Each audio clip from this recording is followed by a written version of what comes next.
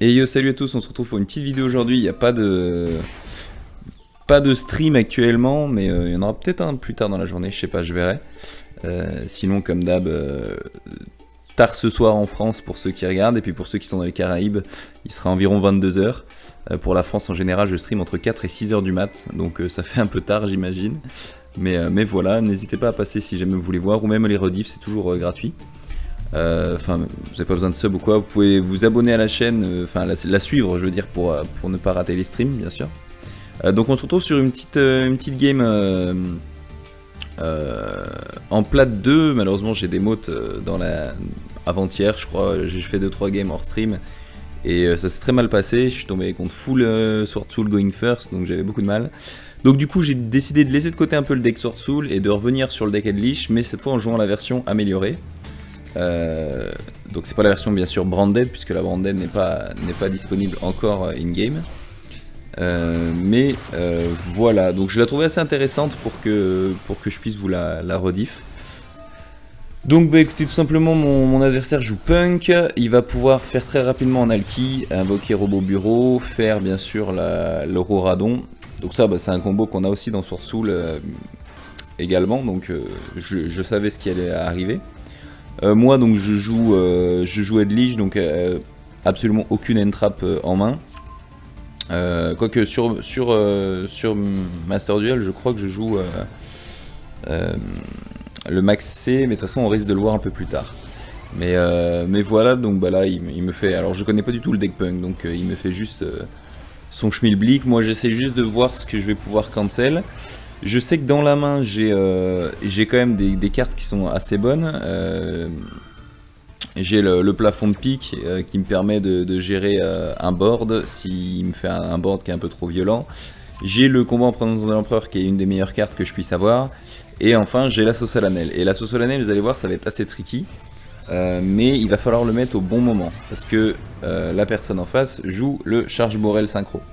Donc Charge Borel synchro, pour ceux qui ne savent pas, ça va aller chercher un monstre lien dans son cimetière. Ça va le mettre sur lui.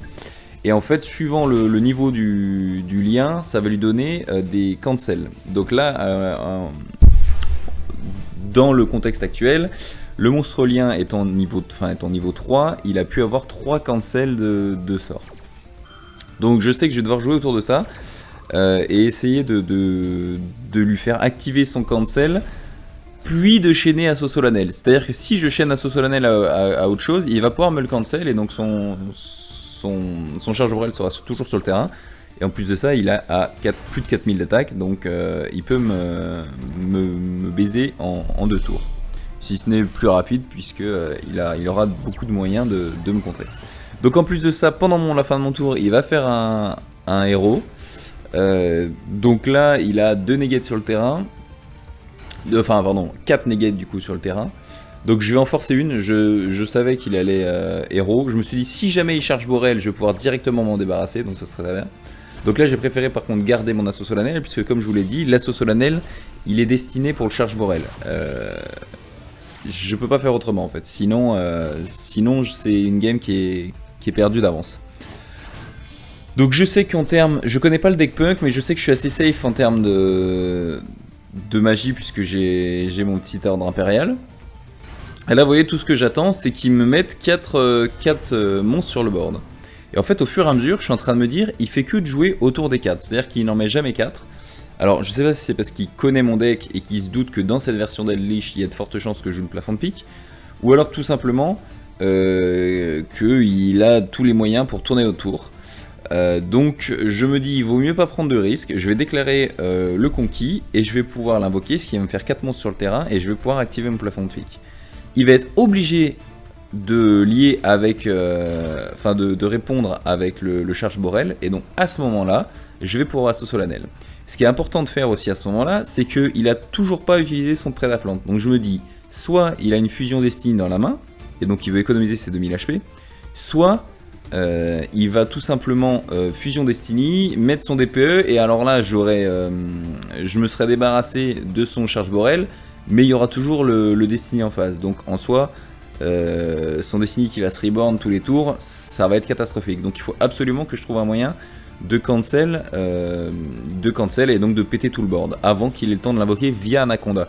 Parce que si jamais il a Fusion Destiny dans la main, moi j'ai l'ordre impérial, donc je ne crains rien à ce niveau-là. Donc là je place mon Fig. Comme prévu, il va essayer de me cancel avec un charge Borel, et à mon grand bonheur, j'ai mon assaut Salanel sur le terrain, donc je vais pouvoir le détruire.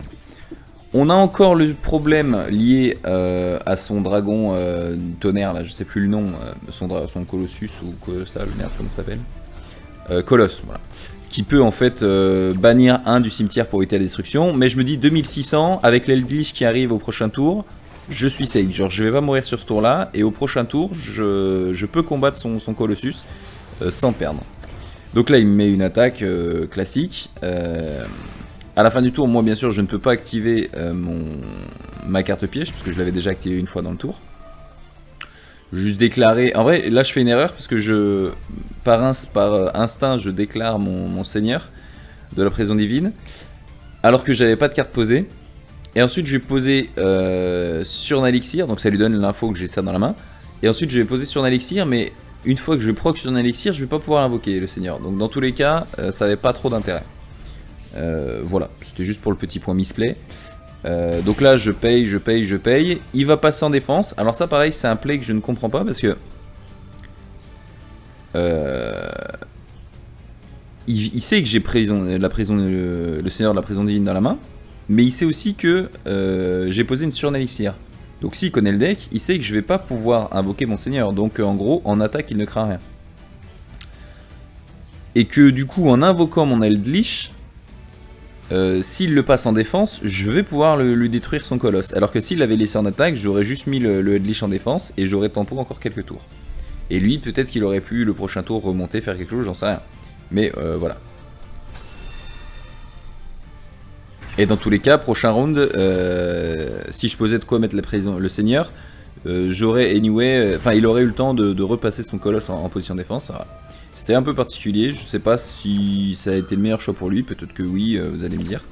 Mais voilà. Donc là j'active sur un élixir, je vais pouvoir poser Laban cimetière. Je vais taper avec mon Eldritch parce que je me dis il me reste 1000 HP, prochain tour il m'en reste 300 pardon. Donc il faut que je clean le board. Dans tous les cas, peu importe ce qui m'arrive, j'ai pas trop le choix quoi. C'est soit il a de quoi me contourner, soit il a rien, et tant mieux. Donc là j'ai plus de quoi payer les 700, donc forcément mon ordre impérial s'auto-détruit. Et je vais pouvoir jouer mon pot de la dualité pour pouvoir piocher. Je me dis j'active le seigneur au cas où. Et là il va me hache. Donc il me hache, très bien, ça passe.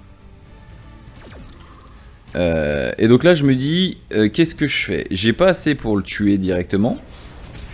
Donc je vais juste taper avec Eldritch. Mais à ce moment là j'aurais peut-être... Attends, je sais plus si c'est le même tour. En fait si c'est le même tour où j'ai posé la Wakero, je peux pas. Mais si c'est pas le même tour, il me semble que c'est le même tour. Donc c'est peut-être pour ça que je l'ai pas fait. J'ai un doute. Et si, en vrai si c'était pas ce même tour, j'aurais pu activer Wakero.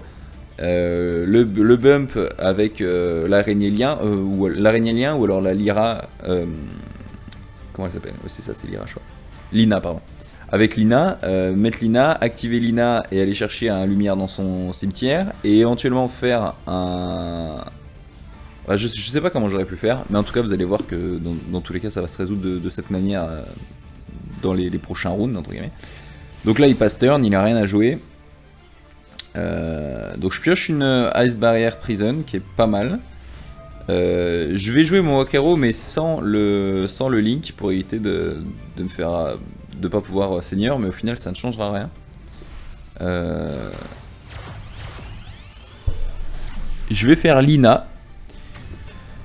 Donc Lina, je vais pouvoir reborn un monstre lumière dans son cimetière. Je vais choisir héros, parce qu'en fait j'avais plusieurs choix. Je pouvais reborn le Denglong et deux autres encore, je sais plus qui c'était. Voilà, un des punks et voilà.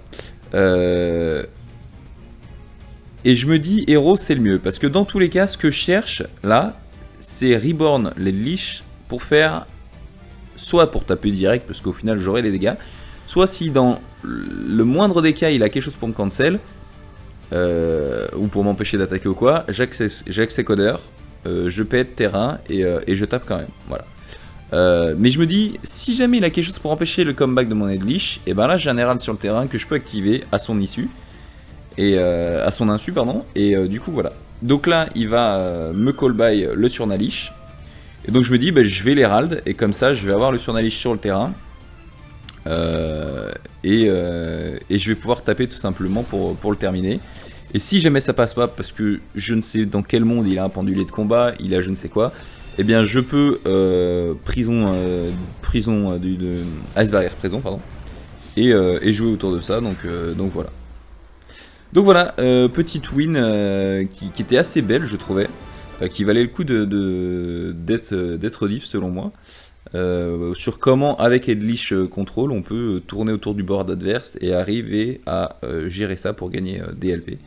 Et en l'occurrence, bah, du coup, voilà, je suis enfin remonté, vous allez voir, c'est catastrophique. J'ai fait une période de lose là. J'avais vraiment énormément de win, j'étais à 2 doigts de passer du... Bah là j'étais genre à une game ici de passer au diamant. Je fais 4 lose, donc je démode pas parce que j'arrive à win. Et ensuite j'enchaîne 5 lose. Et où là ça joue que du Sword Soul et qui go first et qui me cancel tout, j'arrive pas à jouer, enfin c'est vraiment catastrophique. Et donc ensuite en plate 2 j'essaie de rejouer un peu, voilà, et j'arrive à gagner, et c'était toujours avec Sword Soul, et sauf que là ça me convenait plus, j'ai du mal avec, enfin j'ai pas du mal avec Sword Soul, mais tous les match-ups que j'avais ils étaient négatifs et tout, j'arrivais jamais à choisir si je pouvais commencer, etc., etc. Donc je me suis dit bon, je vais rejouer Edlich, la nouvelle version, qui à mon avis est plus forte que l'ancienne, en prenant en considération que Conquistador est à 1 sur ce jeu, hein, bien sûr. Et donc voilà, bah, du coup j'ai enchaîné 3 wins avec Edlich là, et je suis à une game de passer, repasser plate 1, et après je ne serai plus qu'à 4 games de passer diamant 5, donc c'est le but. Et après une fois en diamant 5, eh ben, il va falloir grimper le plus haut possible, donc voilà. Voilà, bah en tout cas, merci d'avoir suivi cette petite vidéo. Si vous avez aimé, n'hésitez pas à vous abonner, à liker la vidéo, à partager à vos potes, etc. Et puis voilà, sur ce, je vous remercie. Je vous mets le lien aussi Twitch, mon lien Twitch dans la description. Et si vous voulez aller suivre la chaîne pour pouvoir suivre les lives, eh ben, n'hésitez surtout pas. Je live, on va dire, quasiment tous les jours. Si c'est pas le cas, c'est un jour sur 2. Entre 22h et minuit au Québec, donc entre 4 à 6h en France. Et voilà, si jamais vous êtes dispo, n'hésitez pas, sinon il y a les rediffs YouTube, donc voilà. Je vous remercie d'avoir suivi en tout cas ces vidéos, et je vous dis à bientôt. Ciao.